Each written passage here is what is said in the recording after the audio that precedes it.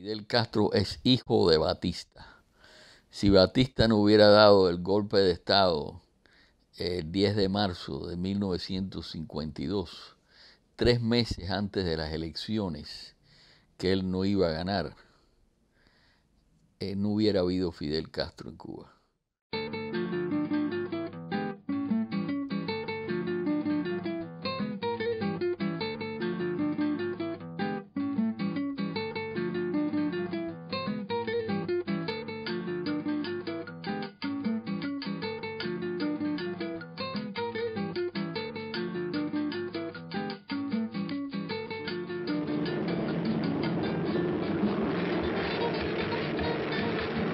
Los aviones. Yo estaba en una fiesta cerca del campamento de Columbia, donde está el aeropuerto militar en Cuba, el aeropuerto principal militar de Cuba, y se oyeron de pronto los aviones y vinieron entonces todas las indicaciones, los rumores, llamaban a la gente que se había ido Batista. Y ahí empezó todo el problema de qué es lo que iba a sustituir a Batista y cómo iban a resolverse las cuestiones, ¿no? Castro se convirtió como en el Robin Hood en Cuba. No había peligro en lo que estaba haciendo él. Nadie lo iba a perseguir allí, en donde estaba, en la Sierra Maestra. Entonces se corrompió más todavía. Los militares en Cuba entregaban las armas, vendían las armas, todo. Y había una corrupción total y el gobierno de Batista estaba totalmente sin poder hacer nada que tuviera la más mínima importancia, porque no tenía la aceptación del pueblo, no tenía la aceptación de las fuerzas políticas ni de las fuerzas económicas.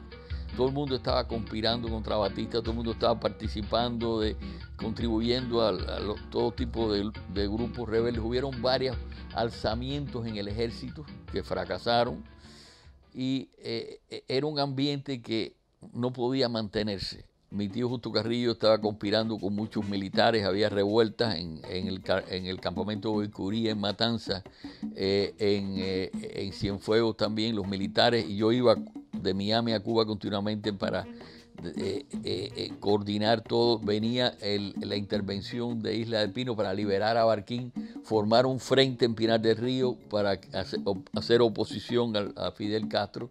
Los americanos no tenían confianza en Fidel Castro, pero prácticamente le dieron en una bandeja el poder al movimiento más importante, el 26 de julio de Fidel Castro, y Fidel Castro se unió con el directorio revolucionario, que eran fundamentalmente los estudiantes y los otros grupos, y formaron un gobierno revolucionario, pero que eventualmente terminó con el dominio completamente del movimiento 26 de julio. En realidad, Batista es el que crea todo este problema. Batista, con su golpe de Estado, la corrupción del gobierno de Batista fue la mayor corrupción que ha habido en la historia de Cuba. Joao Mestre, a businessman, owner of Havana's largest TV stations, looks back upon the Batista era, remembers it with loathing. Don't forget that for the past 7 years, we have been operating under fear, under a brutal repression, under tremendous corruption. Those two factors no longer exist. There is no repression. We feel for the first time that we can go out like normal human beings and not fear be shot at, be imprisoned, be humiliated. And we feel that we can operate in business normally without extortion, without graft, without corruption. Al principio fueron días de mucha confusión, mucha histeria.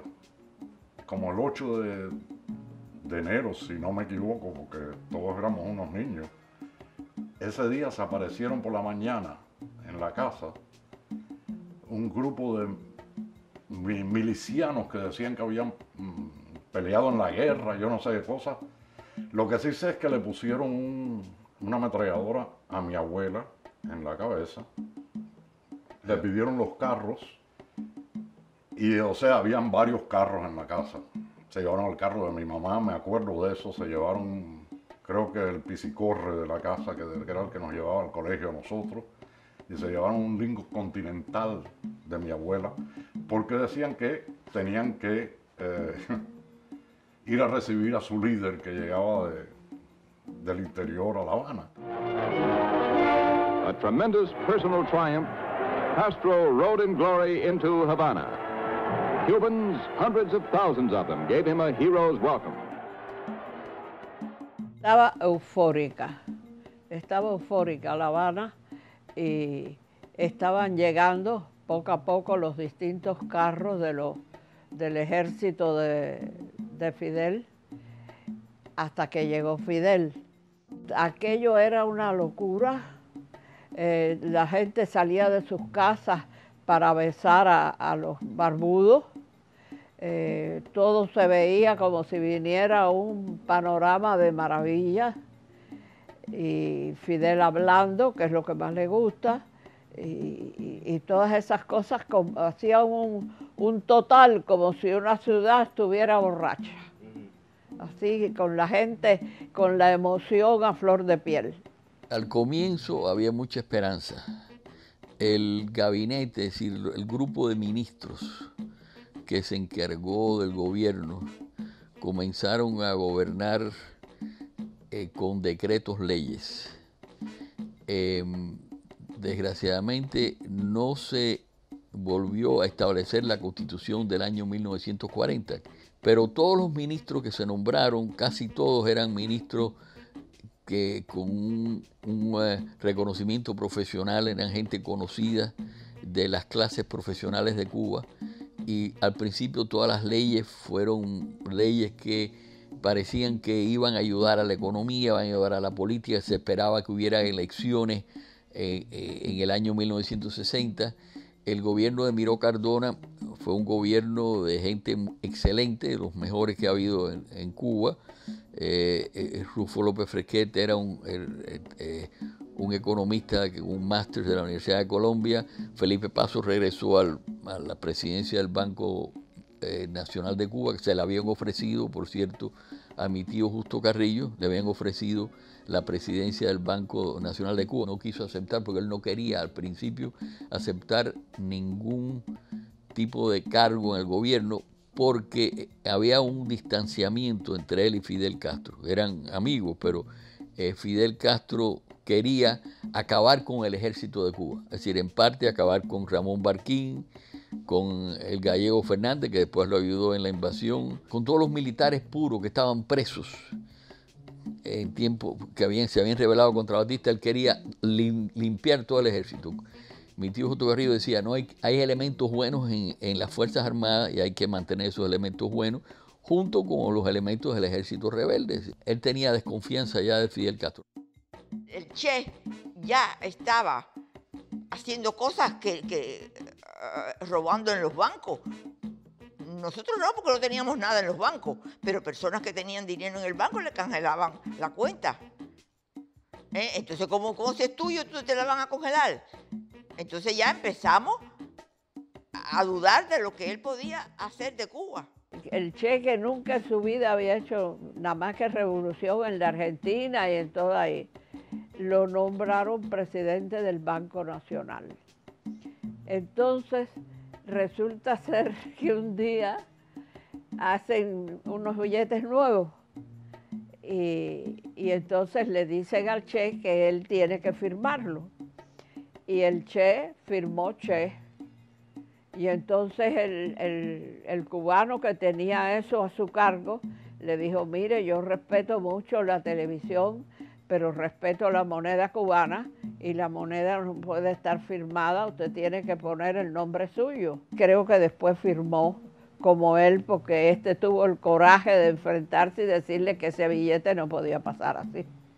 Y entonces el gobierno al principio fue muy bien, parecía que la gente contribuyó, regaló tractores, regaló fincas. Mi tío Justo Carrillo regaló las fincas que tenía en el sur de la provincia de La Habana. Todo el mundo regalaba las tierras, todo el mundo contribuía. Había una gran esperanza, revolución verde olivo. It's a simple matter to know when a revolution has begun. It's not so easy to know when a revolution has ended. The rebellion has ended here in Cuba. The Batista government is out. The real revolution is about to begin. Cuba has just gone through a violent upheaval, and the men, the influences that have been unleashed by that upheaval will now shape a new Cuba.